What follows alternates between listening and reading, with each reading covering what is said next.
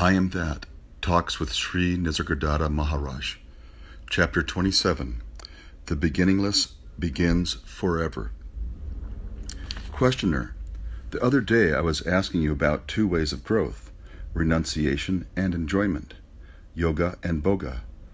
The difference is not so great as it looks. The yogi renounces to enjoy, the bogi enjoys to renounce. The yogi renounces first, the bogi enjoys first. Maharaj. So what? Leave the yogi to his yoga and the bogi to his boga. Questioner. The way of boga seems to me the better one. The yogi is like a green mango separated from the tree prematurely and kept to ripen in a basket of straw. Airless and overheated, it does get ripe, but the true flavor and fragrance are lost. The mango left on the tree grows to full size, color, and sweetness, a joy in every way. Yet somehow yoga gets all the praise, and boga all the curses. As I see it, boga is the better of the two. Maharaj. What makes you say so? Questioner. I watch the yogis and their enormous efforts. Even when they realize there is something bitter or astringent about it, they seem to spend much of their time in trances, and then they speak. They merely voice their scriptures. At their best, such gnanis are like flowers, perfect but just little flowers, shedding their fragrance within a short radius. There are some others who are like forests, rich, varied, immense, full of surprises, a world in themselves.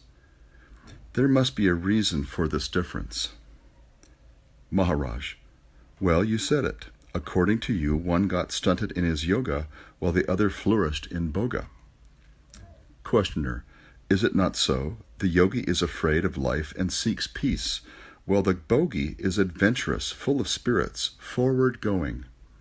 The yogi is bound by an idea, while the bogi is ever ready to explore. Maharaj. It is a matter of wanting much or being satisfied with little. The yogi is ambitious, while the bogi is merely adventurous. Your bogi seems to be richer and more interesting, but it is not so in reality. The yogi is narrow as the sharp edge of the knife. He has to be, to cut deep and smoothly, to penetrate unerringly the many layers of the faults. The bogi worships at many altars. The yogi serves none but his own true self. There is no purpose in opposing the yogi to the bogi. The way of outgoing necessarily precedes the way of returning. To sit in judgment and allot marks is ridiculous. Everything contributes to the ultimate perfection. Some say there are three aspects of reality: truth, wisdom, bliss. He who seeks truth becomes a yogi. He who seeks wisdom becomes a jnani. He who seeks happiness becomes the man of action. Questioner. We are told of the bliss of non-duality. Maharaj. Such bliss is more in the nature of a great peace. Pleasure and pain are the fruits of actions, righteous and unrighteous. Questioner. What makes the difference? Maharaj. The difference is between giving and grasping. Whatever the way of the approach, in the end all becomes one. Questioner. If there be no difference in the goal, why discriminate between various approaches? Maharaj. Let each act according to his nature. The ultimate purpose will be served in any case. All your discriminations and classifications are quite all right, but they do not exist in my case. As the description of a dream may be detailed and accurate, though without having any foundation, so does your pattern fit nothing but you and your own assumptions. You begin with an idea and you end with the same idea under a different garb. Questioner. How do you see things? Maharaj. One and all are the same to me. The same consciousness appears as being and as bliss. Chit in movement is ananda. Chit motionless is being. Questioner. Still you are making a distinction between motion and motionlessness. Maharaj, non-distinction speaks in silence. Words carry distinctions. The unmanifested has no name. All names refer to the manifested. It is useless to struggle with words to express what is beyond words. Consciousness is spirit. Consciousness is matter. Imperfect spirit is matter. Perfect matter is spirit. In the beginning as in the end, all is one. All division is in the mind. There is none in reality. Movement and rest are states of mind and cannot be without their opposites. By itself nothing moves, nothing rests. It is a grievous mistake to attribute to mental constructs absolute existence. Nothing exists by itself. Questioner, you seem to identify rest with the supreme state. Maharaj, there is rest as a state of mind, and there is rest as a state of being. The former comes and goes, while the true rest is the very heart of action. Unfortunately, language is a mental tool and works only in opposites. Questioner, as a witness, are you working or at rest? Maharaj, witnessing is an experience, and rest is freedom from experience. Questioner, can't they coexist, as the tumult of the waves and the quiet of the deep ocean coexist? Maharaj, beyond the mind there is no such thing as experience. Experience is a dual state. You cannot talk of reality as an experience. Once this is understood, you will no longer look for being and becoming as separate and opposite. In reality, they are one and inseparable, like roots and branches of the same tree. Both can exist only in the light of consciousness, which again arises in the wake of the sense I am. This is the primary fact. If you miss it, you miss all. Questioner, is the sense of being a product of experience only? The great saying, tat sat, is it a mere mode of mentation? Maharaj, whatever is spoken is speech only. Whatever is thought only. The real meaning is unexplainable, though experienceable. The Mahavakta is true, but your ideas are false, for all ideas are false. Questioner, is the conviction I am that false? Maharaj, of course. Conviction is a mental state. In that, there is no I am. With the sense I am emerging, that is obscured. As with the sun rising, the stars are wiped out. But as with the sun comes light, so with the sense of self comes bliss. The cause of bliss is sought in the not I, and thus the bondage begins. Questioner, in your daily life, are you always conscious of your real state? Maharaj, neither conscious nor unconscious. I do not need convictions. I live on courage. Courage is my essence, which is love of life. I am free of memories, anticipations, unconcerned with what I am and what I am not.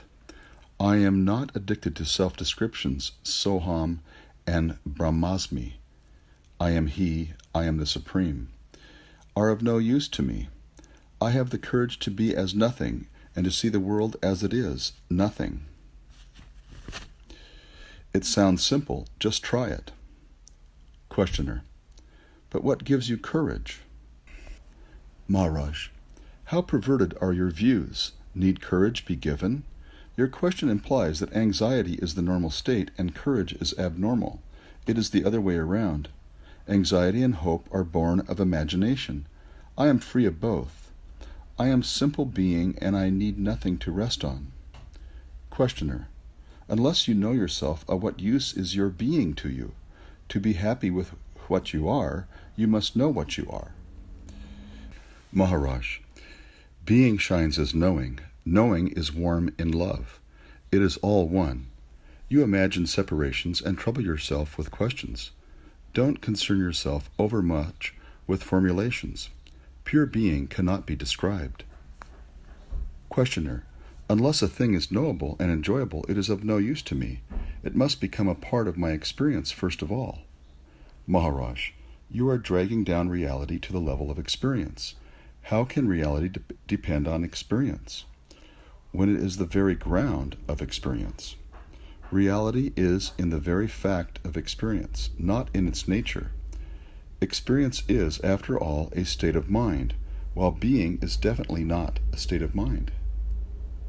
Questioner, again I am confused. Is being separate from knowing? Maharaj, the separation is an appearance. Just as the dream is not apart from the dreamer, so is knowing not apart from being. The dream is the dreamer. The knowledge is the knower. The distinction is merely verbal. Questioner, I can see now that Sat and Chit are one. But what about bliss? Being and consciousness are always present together, but bliss flashes only occasionally. Maharaj, the undisturbed state of being is bliss. The disturbed state is what appears as the world. In non-duality there is bliss. In duality, experience. What comes and goes is experience, with its duality of pain and pleasure.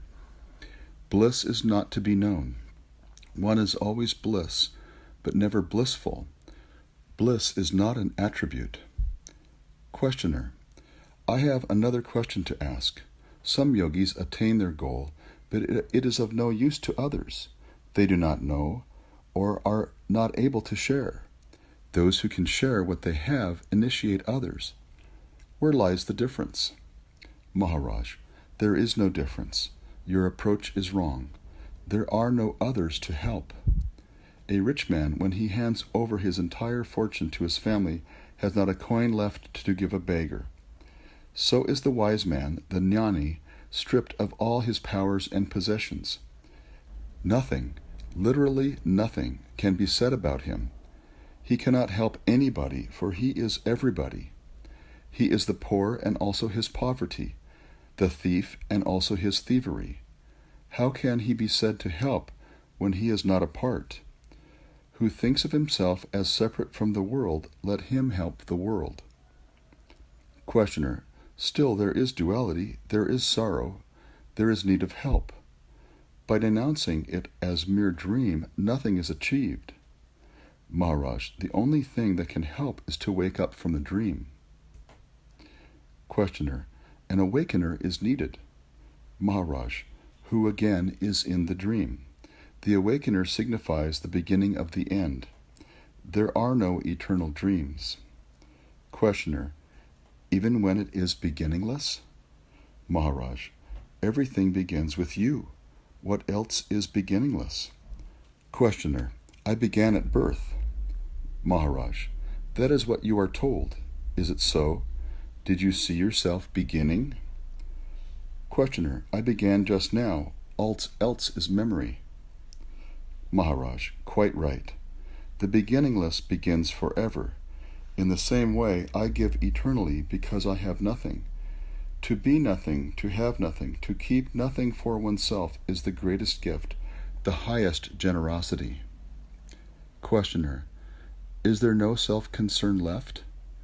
Maharaj, of course I am self-concerned, but the self is all. In practice it takes the shape of goodwill, unfailing and universal.